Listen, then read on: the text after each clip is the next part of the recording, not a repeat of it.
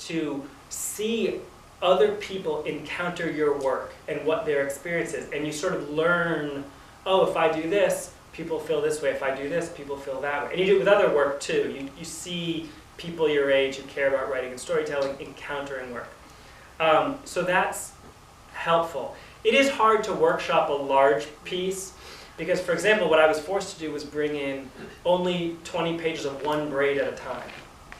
I mean, this is 48 pages or something. You can see it's sort of a big movement, like there's a big arc. So you can see if people only see the crime and the police investigation, they're like, I don't get it, what's the point? Well, yeah, because you only saw the opening movement.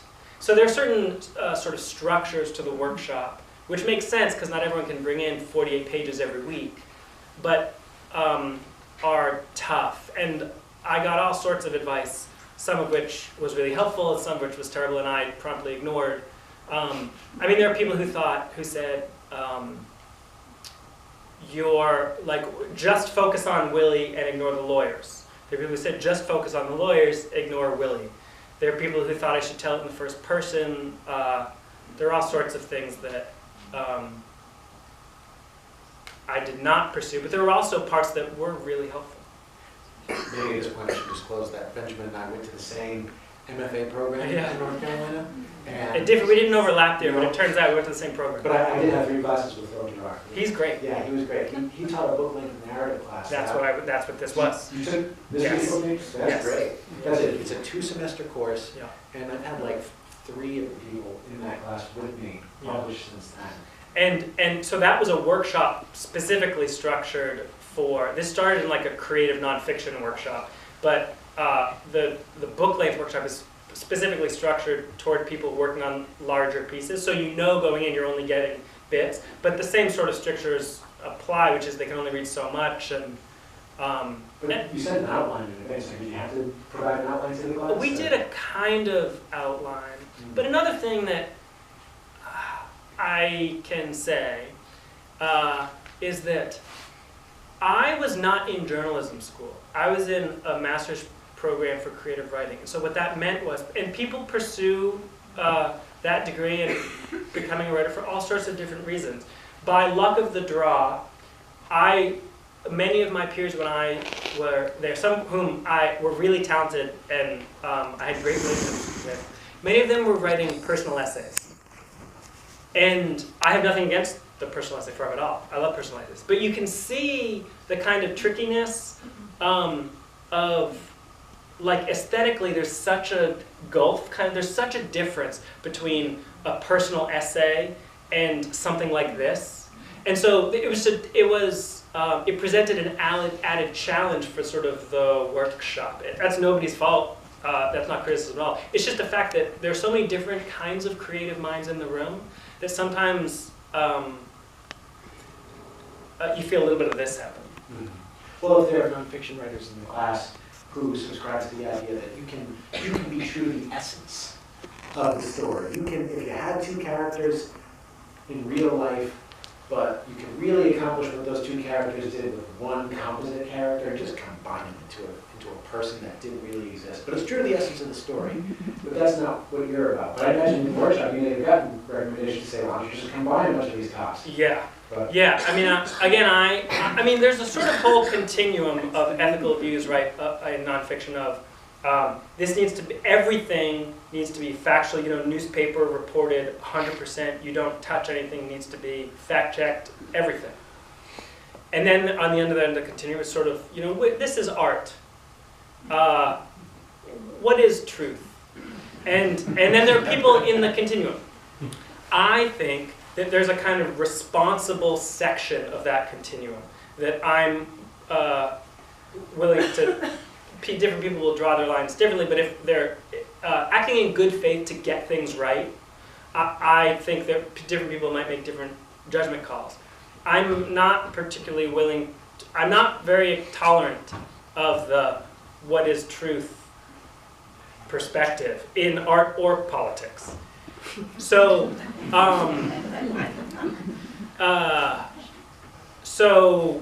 yeah, that was another one of these things. I mean, I fretted about can I move the sequence of these. The first story I ever published I had a scene where I was with a character in a Denny's, and this happened. We were together, and he was eating, and I had in the scene written like, there's a line of dialogue, and I had a tape recorder. There's a line of dialogue, and then it was like Barry took a bite of his sandwich, and then there was another line of dialogue. And my editor on the phone was like, I don't get why we need to know he's taking a bite of his sandwich there. Like, that seems relevant. Can I just cut it? And I said, well, I'm not certain he took a bite of his sandwich exactly there, but the line of dialogue before and after were not sequential in real life. He said this, and then like 7 minutes passed, and then he said that. And I didn't want to mislead and suggest that those two sentences were chronological.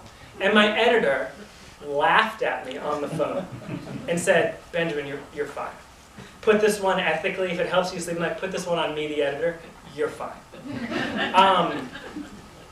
But I would rather that way. I would rather start from a place of sort of panicked righteousness and then be told you can relax a little bit, rather than I mean, I write about real people and their lives, and that is a privilege. And I think that's a responsibility, and you ought to take that seriously. How would you like to be written about? And I take that really seriously, and so, yeah, I mean, if someone says, just make all the cops one cop, you can see how I very quickly stop listening to them. Yeah. So, MFA program, not a journalism program. Right. How did you go about learning the ethics and the delicate nature of trying to tell a real person's story? Well, like 85% of it is like sort of common sense. I mean, it either happened or it didn't. And then 10 to 15%, I spent a lot of time thinking and then asked people who knew more than me. And in fact, Philip Gerard again was a mentor of mine and literally became my thesis advisor. He had come up through newspapers. And so he had much more training, formal training, what are the ethics of journalism and reporting. And so I would ask him questions. And also, there are all these sorts of organizations and agencies, you're probably going to know, I'm going to forget their name, like there's something about the Institution for Professional Journalism Ethics, something IJ. That's close. Yeah, how I don't remember yeah, exactly. something like that. And they have a guide that says this is current, this is accepted practice, this is out of bounds, this is accepted practice, this is out of bounds. And it's very helpful. And I am trying this balancing act where I am creating an artistic experience for the reader. But also, these things really happened. And so you're sort of evaluating and trying to make the most, you're trying to be your best self and make the most virtuous judgment calls you can. So, did you work on this full time while you were writing it, or did you have side jobs that you were working as well? If you want to be a writer, I have two pieces of advice. Read a lot and find a life partner who is just the best. And I happen to do both those things. And so my girlfriend at the time, who's now my wife, was probably more supportive than reasonable. And so I was in an MFA program, and I had a graduate assistantship, so I was bringing in a little money, but basically I had a girlfriend who believed in me, which was a really reckless decision on her part, but it worked out. And so there was that, but I mean, what I did was, I worked on this for 3 to 6 hours a day, 5 to 6 days a week for 2.5 years. I worked 5 days a week and then half days on Saturdays. Basically this and only this, which I don't exactly recommend. I mean, the book, to me... Why don't you recommend that? Well, because there are healthier ways to live. Like, exercise is important. I mean, I think...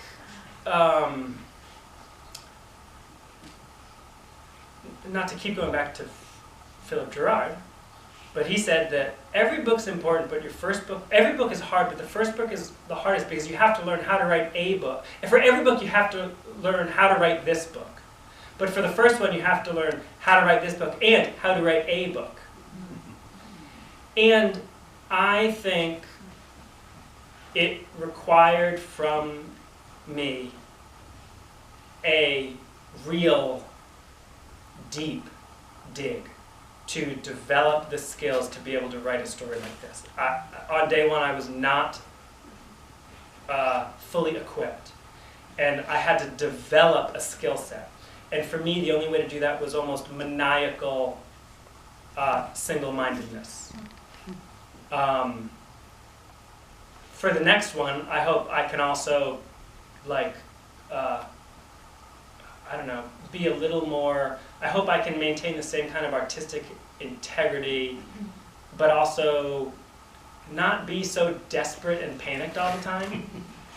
That seems like it'd be a nicer process. So 2.5 years, at what point in that process did you have a publisher? I know sometimes nonfiction writers have the promise or maybe an option. Yeah, I didn't. You did? So I did this so nonfiction is often sold on proposal, meaning you write a book proposal and then a publisher buys that and then you do the thing. Fiction is often sold, you just do the thing and then you sell it afterward. I did it sort of like a fiction writer because I had this, I just did the thing because I had this experience of trying to write for magazines and having editors ignore me.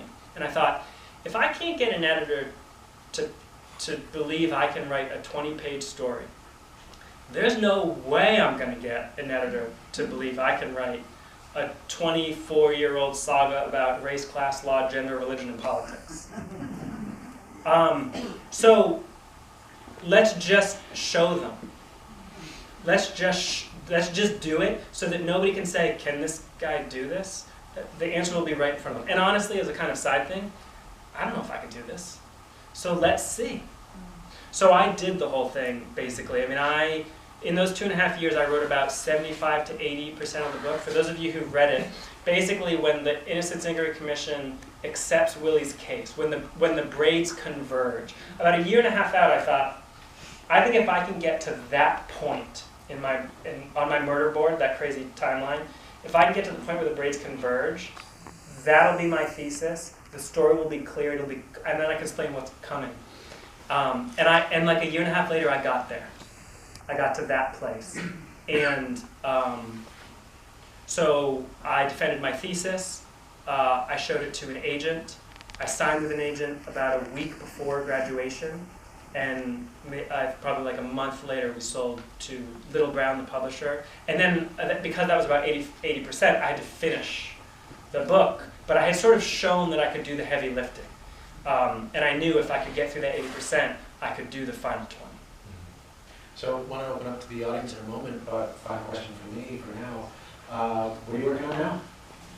I'm doing magazine work. I'm writing for magazines about all sorts of things, not just the criminal justice system. And it took me a little while to feel recovered from the book. I mean, I was pretty depleted. It was hard. I got tired.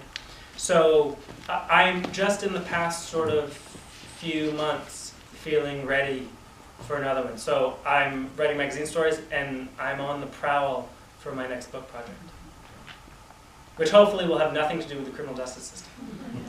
Well, they're not stories, so I mean, maybe? I mean, we'll see. I won't rule it out, but I have a lot of curiosities. This was one, and there are others. Thanks, Pat. Any questions from the audience? So we might have a microphone. We might need just to hear you project your voice. Power on. Bluetooth pairing.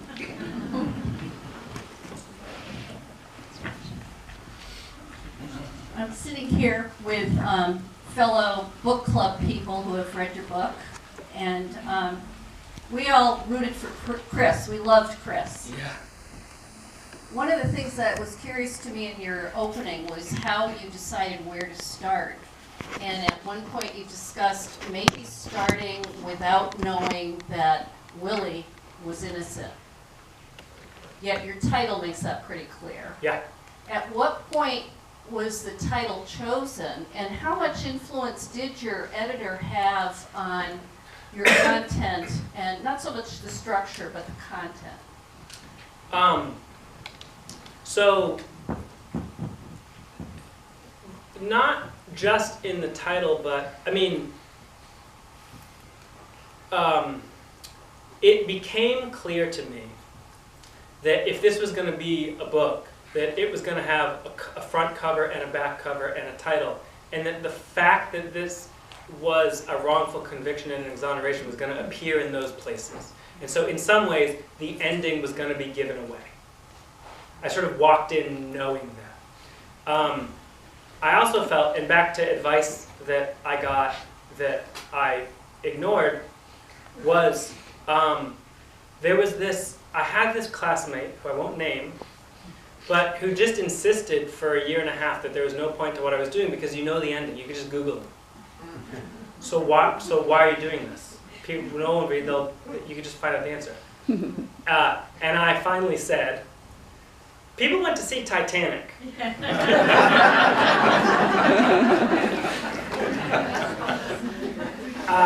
Didn't talk to him a lot after that. So if you don't know the ending, the question of suspense is, what will happen? If you know the ending, the question of suspense is, how did this happen? So there's a shift you do, and you do this in 1,000 different tiny ways, where you shift the reader's dramatic attention away from the what and toward the how. In addition to that, there's this thing that happens when you read, which is that you open up and you are transported. You're in a chair, you're looking at the sentences, and then suddenly you're on a train across Europe, or you're in a courtroom. And it's what, you probably heard the phrase, the willful suspension of disbelief.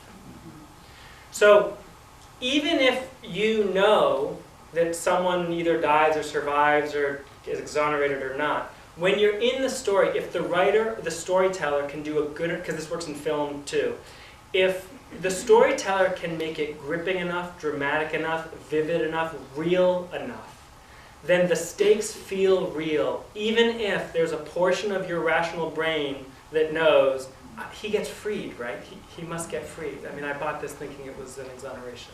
So I did not think the publicity of the fact that he gets free was a deal breaker. But it did influence choices I made.